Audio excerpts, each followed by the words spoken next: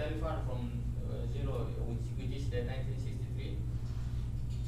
And then in the when the condition of P equals to 0 and lambda equals to 0, the two-stage Mr. logistic distribution will be the 2P nonlinear regression. And in this we have the expression of the beta and alpha, estimator of beta and alpha, which is beta is 1958, and then alpha is 0.003, with the P value is less than 0, which means is all of this is not 0. The parameter is so far from 0. And then when we have the condition of P equals to 1 in Mr. Logistic model, we have the 3P nonlinear regression. In this part, we have the 3 expression of the parameter of where C here is I symbolize with lambda, and B beta, A is alpha. Therefore, C is 0.0013 and beta is 1959 and alpha is 0.003. And then for the mixture distribution, we have the expression of the estimated parameter of the distribution of the population growth of the Australian population, which is P is 0.8, and then lambda is 0.001, beta is 0.0018, and beta star is 0.0018, 1968, and alpha is 0.004. And then from this linear regression, we are going to plot the data by using the nonlinear regression. In this part, we have in this plot we see that the data is plotted in the black line, and then 1PL in the red line, 2PL in the yellow line, 3PL in green line, and mixture in the purple line. If we see in the red line is very different with the other logistic distribution, but it has a best fitted in the last data, where it's going to be 1, and then in the 2PL and 3PL it is almost similar with the fitting data. And then if we see the purple line, it is the mixture distribution. It has 2 inflection point in this part, and then also in the 1968, in 1874 and 1968. That's why based on this plot, we are going to see the what is going on in these 2 years, around these years, and then we are going to predict the population data of this around these years from 1660, and we see there is some. This is in this plot there is actual data, and this is the estimate data by using the 1PL, 2PL, 3PL, and mixture, and this is the error of the data. You see in 1864, in the mixture distribution, the error is small. By this, the error is small for the fitting the data. And then in 1968 also,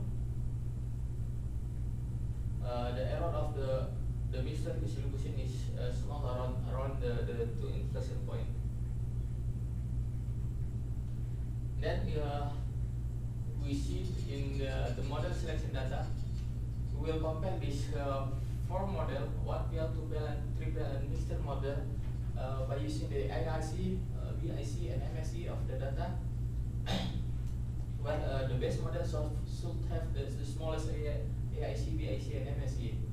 If we see in this table, the two-semester logistic model is the best model to fit the Australian population, because it has the smallest MSE with 0.000613 and smallest BIC minus 98800, and the smallest AIC minus 1009. is one of the application of the two-state distribution. Then we are going to talk about the second application, which is the item response theory. The main purpose of the IRT is to create a scale for the interpretation of assessment with useful properties. To perform the analysis, we will use the low school admission test or LSAT data, which is the sample in the educational testing for measuring ability traits. The LSAT data represent a response of 1,000 subjects from larger sample of students applying for admission to law schools at various universities in the US. There are 5 item questions available for the respondent, and this is the summary of the LSAT data, where we have 5 items with 1,000 subjects. In the first item, we have mean 0.9, second item is 0.7, third item is 0.5, and then fourth 0.7, and in the item 5 is 0.8. And then we are going to model the 1PL IRT with the LSAT data. In this part also we will compare the 1PL, 2PL, 3PL, and the mixture model in the IRT. In this part, because it is 1PL, so it has only one parameter, which is the difficulty parameter, which is the beta. The difficulty parameter in item 1 in curve A. This is the curve A. We see the highest value of the curve is it has the lowest ability level. So in this part, item 1 has the value of the difficulty parameter is minus 2.872.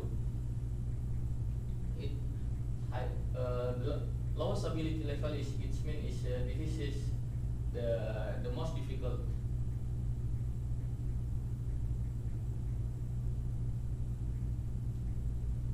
And then the highest ability levels to answer item occur in item 3, which is minus 0.258. In 1PL model, the discriminant parameter was assumed to be 1. And it means there is no discrimination parameter here, but it's exists in the 2PL model.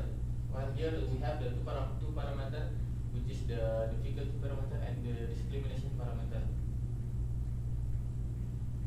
In this, if we see the difficulty parameter, the conclusion is same with the 1PL, where we have item 1 is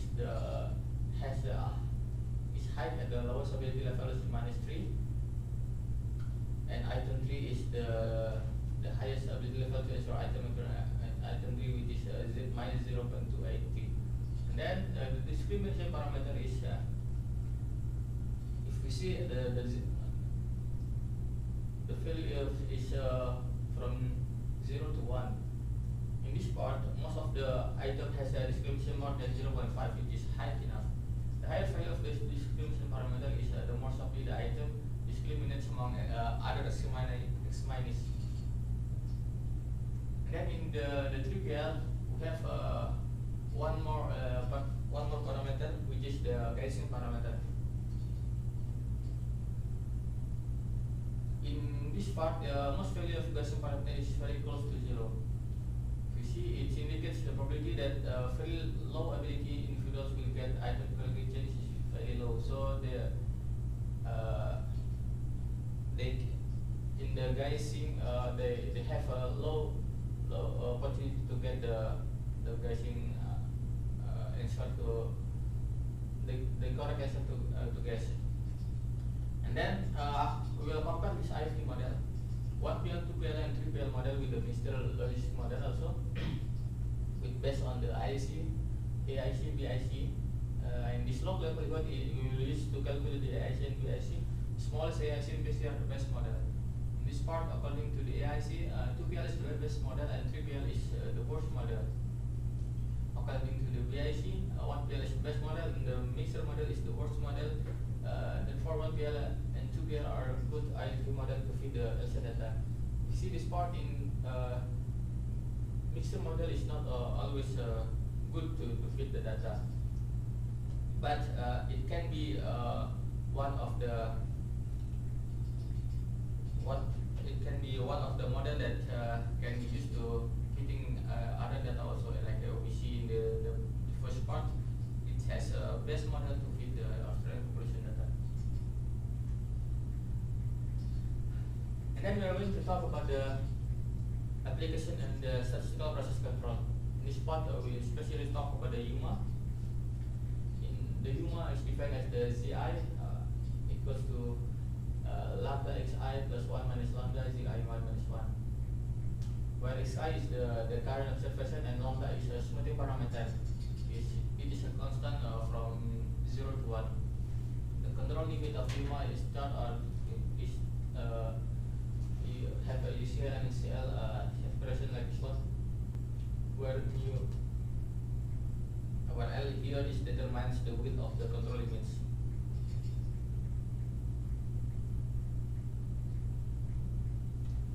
And for large values of I, the steady state of UMA control limits are UCL have mu naught plus L sigma square root lambda over 2 minus lambda, and LCL mu naught minus L sigma. And if any point exceeds this control limit, the process is assumed to be out of control. And then for the logistic UMA control charge, in the normal theory, IL for individuals control charge with 3 sigma is known to be 370. For the UMA, we can determine the values of lambda and L to obtain approximately the same error of 370. And in this table, we create the table of L, which value of lambda 0.1, 0.2, 0.3, and 0.4, and then we have n equals to 1, 5, and 10. The corresponding value of UMA with equals to 0 and sigma square is 1, which is the standard logistic distribution, is going to be like this one. This is the expression of, this is the value of L. And then with this value of L, we're going to calculate the ARL of the UMA, which n equals to 1, n equals to 5, and n equals to 10. And this ARL is have the ARL naught is around 370 or plus minus 370. If you see in L equals to 2.77 in n equals to 1, it has the ARL naught is 368, and then it's same with the other ARL naught is around the 370. And then in this part, we are going to use the value of L in the real data. In this part, I use the logistic data from the wine of Chichago. Firstly, we will plot the data to see if the data is fitting the logistic distribution. In this part, I use the Kolmogorov test. The Kolmogorov test show that the value of D of Chichago is 0.06635, and the critical value of alpha for 0.05 is 0.007. Since the value of D is less than 0.007, it is accepted as null, which is that are from the logistic distribution. The histogram also shows that the logistic distribution well is the approximate wind speed of the Chichago. And this also I will use two data in this part. But this data we will use in the mixture part, mixture logistic model. This data is about the wind of Florida. It's also fitting the logistic distribution. Then for the logistic UMA, in the lambda equals to 0.1, lambda equals to 0.2, lambda equals to 0.3, and 0.4 with the corresponding value of L. We have the chart of the UMA is like this one, where in this part the out of control value in figure A is about 335, in figure B is 8, figure 1 in 5, and figure D is 1 out of control value.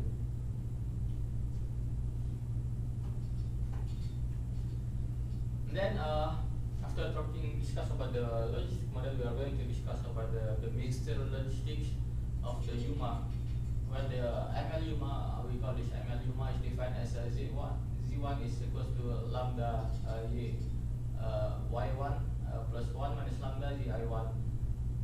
GI minus 1. Well, YI here is we will P multiplied by X1 for WE less than P, and YI is 1 minus P X2E for UI greater than P. Well, here UI is uniform of 0, 1. And then the control limit for the ML UMA conversion or the UCL and SCL have the mu y plus L sigma y square root lambda over 2 minus lambda 1 minus 1 minus lambda square 2I. Well, here mu y and sigma y are from the mixed distribution. And then from this we have the ARL of ML UMA, but in this part we use the same value of L 2.77, which is the value of L of n equals to 1 in the simple logistic distribution. If we see in this part, if we use the L equals to 2.77 for the mixed logistic distribution, it will not have the AL0 is not equal to 370. It will decrease the AL0 and then where the P is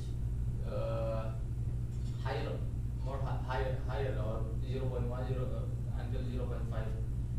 So it's same with the alpha lambda 0.2 and then lambda 0.3 and lambda 0.4. L0 is not fit the value of L in the simple logistic cannot fit the mixture model. That's and then we are going to find the correct value of L or the exact value of L of the mixture model, which is available in this table with the mixture logistic mixing proportion P equals to 0.1, 0.1